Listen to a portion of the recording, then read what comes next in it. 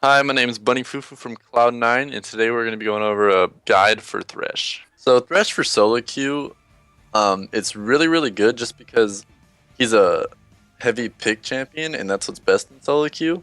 He can also teamfight, which is good, and he can also save your teammates with W, so it's kind of like best of both worlds type thing. And matchup wise, he doesn't really have countered matchups. I would view them as skill matchups. The biggest thing you have to be afraid of, honestly, is the jungler. But the nice thing is, if you know where he is and know he's about to gank you, you can play reactively and W out your ally, your AD, so they can go aggressive while you play passive. So it's really nice if you're on top of things. So if your jungler lets you do Gromp or Krugs, I recommend doing them. To do so, I would start E, let your AD carry tank about 3 hits, and then you tank the rest. And you don't really need to kite them, just flay them away and then run to the lane as far as you can without the camps resetting, and then that's pretty much how you do them. So laning with Thresh, there's a couple of key points you really want to focus on, starting from level 2's power spike, and this couple recent patches, you might not be getting Krugs or Gromp as much, so it's back to the 3 melees on the second wave if you don't get any EXP early on. And just be ready, whether it's 1 wave 3 melees, or if you get Gromp or Krugs, and then depending on RNG, how many creeps will be left. Be ready and position yourself properly for the level 2 all-in. Like, let's say you're about to hit level 2, let your AD kill the last creep while you get in position to flay them while you're still level 1, and then hit level 2, and then hook them, like, right after you flay them. So that'll most often than not lead to a kill if you play it properly, and if the opponent is not ready for it, which a lot of the time they aren't. And another thing you really have to worry about is laning is the jungler. So it really helps if you have really good map awareness, and if you know he's on the bot side, you can play reactively. Let's say you let your jungler hug, or you let your AD carry hug the river side, and you hug the bot side, so if the jungler does come, you can lantern him down so he'll have more space to run away with. And those are honestly the 2 major things you need to worry about. Other than that, during the rest of laning phase, just put yourself in their shoes and try to be as annoying as possible. I don't know if you've played versus many annoying Threshes, but when you play versus a good Thresh, you'll always fear for your life in being hooked or flash W'd in from the jungler or the Thresh. So just try to put yourself in their shoes and abuse Thresh's pressure via hook and via having the jungler lantern flashed on top of your face. So playing team fights, I would view it as step 1, evaluate their team and recognize what you have to do. Recognize what you're going to be playing against and how you're going to do so. And for every game, each one of your abilities have a purpose. It's pretty obvious what their purposes are, like hook, catch anyone out of position, CC them, etc. W, save allies, like be the distance of 3 flashes almost instantly. Flay, don't really view it as a slow so much as it's interrupt, and you can interrupt things such as Jarvan EQ, or I'm blanking here, Tristana jumps, pretty much anything that travels, I don't know, Corky W, etc. And then ults, just view it as try to get as many off as you can.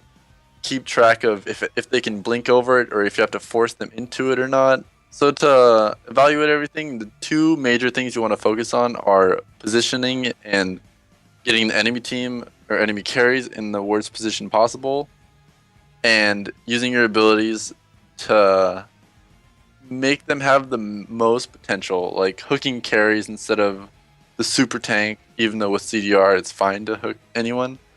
And let's say saving your W for carries that need to reposition, saving your Flay for interrupts like Trist jump, Corky W, J4, EQ, and just using your ult to probably just proc as many times as possible.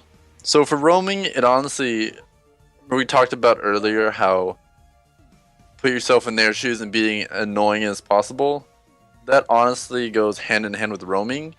Let's say some of the times, almost most of the time, if that river brush in bot lane is not cleared, I'll just stand in that and act like I'm walking mid. And their bot lane, if you put yourself in their shoes, they're probably pinging their mid laner to get the hell out of there. Thresh is on the way. So view it like that and try to be more creative with your roaming. And maybe when your jungler's nearby, roam with him. Don't just like randomly roam mid, get counterbaked by the jungler or counter ganked by the jungler and die. Just be very open to different options and experiment with roaming. And you don't always have to go. Sometimes you can roam with your AD. Just be very open to it. So one of the basics slash simple to learn tips would probably be what you want to do is throw your W slightly halfway over the wall and the W will appear on the other side of the wall. So it kind of works with the same way wards do. So kind of look at it in that sense and try to abuse that. Just because throw it over walls, like let's say it honestly helps for bot a lot just because it can give your jungler really, really good paths to come from. So try that out. So this is kind of a much more advanced thing. What you want to do is it's when you hook someone, flash backwards, throw a lantern to your ally, and then take the Q all in one go. But you honestly both have to be on the super same page. You have to be very quick about it, and it's pretty hard to do. So just something to mess around with, keep in mind, and good luck. Okay, so the basic runes that you want to run almost every game are Thresh, which would be AD reds, HP yellows, MR blues, and armor quints. And really the only thing you would want to swap out with this page is flat magic resist blues for magic resist per level blues. And then you would decide this whether or not the enemy lane has a lot of magic damage or not in the lane. So yeah. So the two mastery pages I like to run are 0, 18, and 12, and 0, 12, and 18. For 0, 18, and 12, it's more like the 45% CDR playmaking, do a lot of damage with Thunderlord's mastery. And with 0, 12, 18, it's more protect the hyper carry, always stay with your AD, Bond of Stone route. And pretty much knowing which one to take is... if you're like me and you're a fan of the Ultra CDR and you want to hook people every 2 seconds, I would mess around with 0, 18, 12, look to make a lot of plays and do damage. But if you're the type of, if you're like a Janna or Soraka player and you like staying with your AD, protecting them, and going down together, I would recommend taking 0, 12, 18 and having Bond of Stone protecting your AD. So both of these skill orders, I'm a fan of the max Q right away, just because I'm confident in the ability to hit my hook, and the only time you're really going to fight and all in is when you do hit your hook. So you don't really need levels in Flay, which a lot of people do, but if you're not that confident in your hook and you believe you're going to be walking up and scrapping a lot, you can go the second build, which gives you another point in E, so it's 2 points in E, and then maxing Q, and this still lets you max Q by level 9, which is what you want.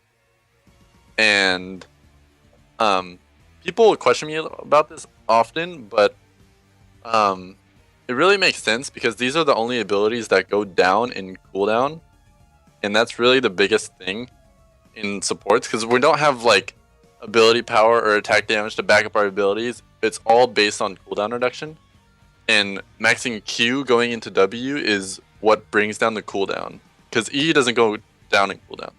And when using E, you really want to focus on using it to disrupt abilities rather than using it for the slow percentage that it gives.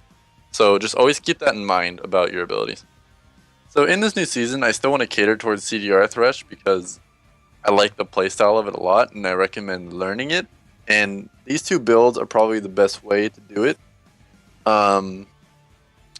There's two different types of builds. One would be if you really, really need to get a Crucible or not. Let's say they have a Lissandra or an Ash Arrow that you really need Crucible for. I don't really like going the build, but sometimes you just have to.